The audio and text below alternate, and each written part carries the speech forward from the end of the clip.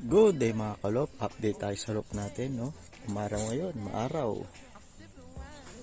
Araw, isihin natin, no? Laging andyan sa may malapit sa pintuan. Yan, no? Ito, update tayo. So, ayan. Yung isi natin. Saka yung isang hen. Yan. Pairing na sila. Ito yung kubuda nila. Tapos yung mga sitter natin. Nesting pa lang.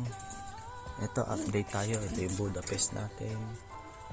Yan, nesting din. Nesting din sila.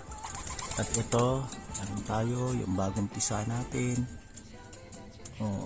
Na sitter natin.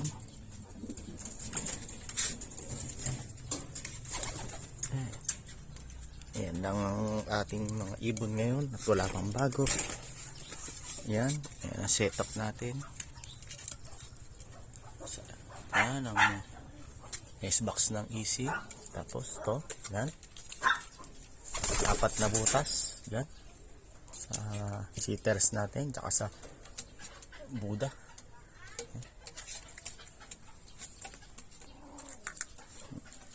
Yan lang. Yan lang muna. At wala pa. Hintayin natin silang magsipag itlugan muna. So, ayan lang muna update natin sa loop natin. Bye for now. Peace.